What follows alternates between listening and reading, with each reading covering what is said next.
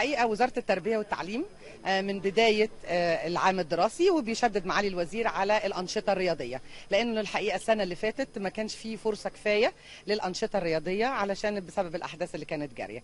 فالحقيقة احنا هنا بنشجع من أول يوم الأنشطة الرياضية عندنا. احنا عندنا فريق سباحة بالزعانف، هو الحقيقة غير مسبوق في أي مدرسة في مصر، لأنه الفريق ده بينافس أندية كبيرة، كل الأندية الحقيقة العاملة في جمهورية مصر العربية. احنا نزلنا كفريق مدرسي نفسه في بطولة كاس مصر، حققنا أرقام قياسية، حققنا بطولات في كافة المراحل العمرية. عندنا كاس أحسن سباح وأحسن سباحة في كذا مرحلة.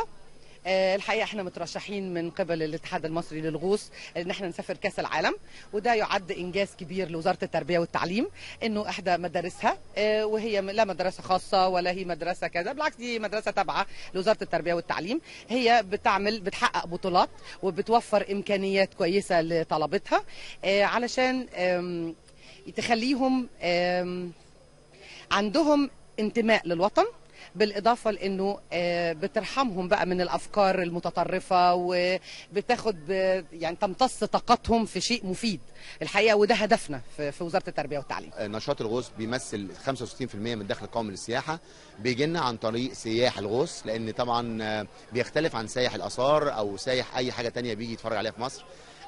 سايح الآثار بيجي مرة واحدة أسوان ومرة واحدة الأقصر والقاهرة الأهرامات والمتحف، اختفى بهذا الكلام. إنما سايح الغوص سايح متعدد الزيارة، بيحب يغطس في جميع أماكن الجميلة اللي في مصر، من أول جنوب مصر، لو قلنا مرسى علم، لو قلنا حلايب فيها غوص، لو قلنا الغردقة، لو قلنا القصير، طلع في الشمال في الجونة، وبعدين نزل على راس محمد في شرم الشيخ وشرم ودهب ونويبع على طابة، متعدد الزيارة.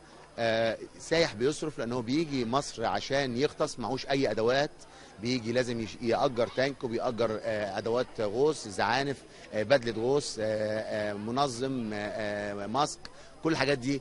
سايح بيحب يصرف عشان يمول مصر عن طريق هو استمتاعه بسياحة الغوص، وعن طريق هو كمان بيقدم خدمات لمراكز الغوص.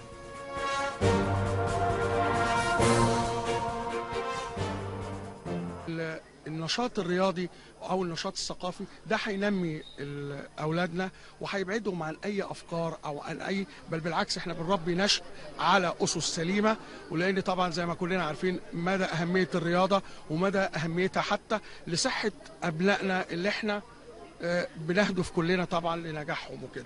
واحنا على مستوى وزاره التربيه والتعليم فالوزاره بتدعم جميع الانشطه الرياضيه والانشطه الثقافيه، والحقيقه ان السيد الوزير الدكتور بيرحب جدا جدا باي فكره بتطرح على الوزاره لتنميه المهارات سواء رياضيه او ثقافيه، والوزاره بتدعمنا كجمعيه عامه للمعاهد القوميه ومدارسنا لتنميه النشاط ده جدا. والحقيقه انا كولي امر فخور جدا النهارده ان انا موجود في وسط ولادي وهم بيتكرموا بالنشاط الرياضي ده، لانه ده حاجه تسعدني اولا لان انا في المقام الاول انا ولي امر، لا سيما بقى كمان انه طبعا ولادنا اللي بيمتاز فيه بالنشاط الرياضي فبياخد درجه تفوق رياضي، فدي هتبقى حافز ليه جامد جدا جدا انه ينمي مهاراته. ومن هنا احنا بنربي النشء على مستوى سليم، وبالعكس وبنطلعهم ونبعدهم عن اي نشاط مجحف بأبنائنا في السن الخطرة اللي هم بيمروا بيها. اكيد في مجهود كبير قوي علينا وعلي انا كولية امر. كل يوم بننزل الصبح بدري قوي الساعه 5 بنحضر تدريبات، وبعدين عندنا مدرسه، وبعدين عندنا تدريب تاني بعد الظهر كل يوم، ما عندنا يوم اجازه واحد بس. كان عندنا بطوله قريب كاس مصر في اسكندريه كان 4 ايام، وقبليه كان في بطوله محافظه القاهره في، وان شاء الله باذن الله نوصلهم للعالميه باذن الله. وان شاء الله هنحضر كمان كاس العالم في شهر 3 اللي جاي في اسبانيا، وبالتوفيق يا رب ان شاء الله. انا اسمي نور اشرف. كل يوم بصحى بدري طبعا، باجي تمرين بتمرن جدا، بعدين بروح على مدرستي، بخلص المدرسه بروح اذاكر وبعدين بروح انام.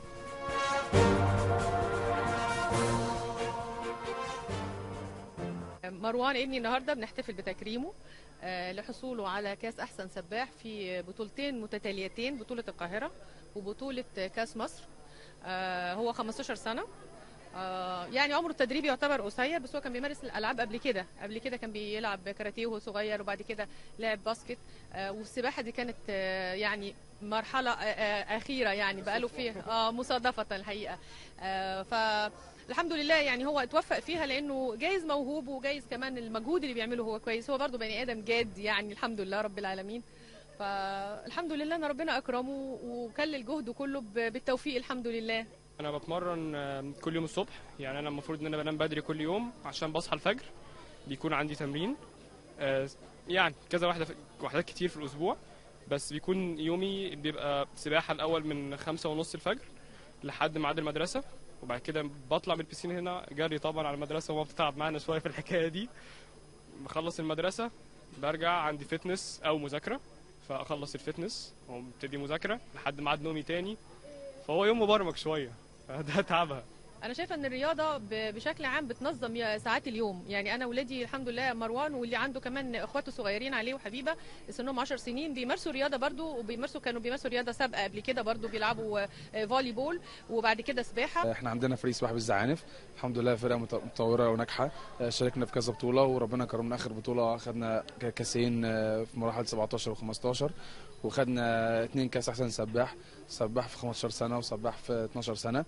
والحمد لله عندنا انتقاء من خلال مدارس السباحه بالزعانف الموجوده عندنا في المدرسه بتفرغ للفرقه فوق، والحمد لله يعني عندنا لمحه البصر بالنسبه للناس المتميزين من خلال المدارس او من خلال تجهيزي، نقدر نصعدهم للفرقه ونبدا نشارك لهم في البطولات على طول الحمد لله.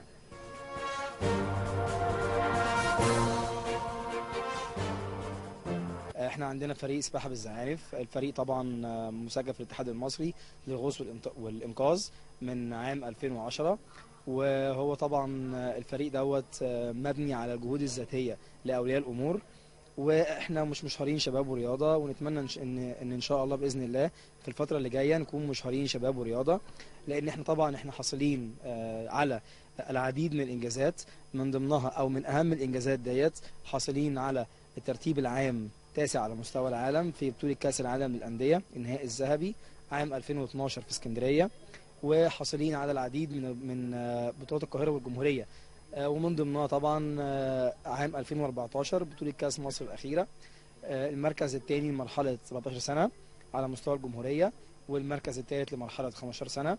وعندنا سباحين كتير جدا في منتخب مصر، وسباحين حاصلين على كاس احسن سباح. والحمد لله ربنا كرمنا وخد ميداليه فضيه، والحمد لله هو يعني مجتهد الحمد لله، وبيحاول يعني كلنا بنحاول نساعده على انه يوفق ما بين السباحه وما بين الدراسه. بيبدا يومه من حوالي الساعه 4 الصبح، بيقوم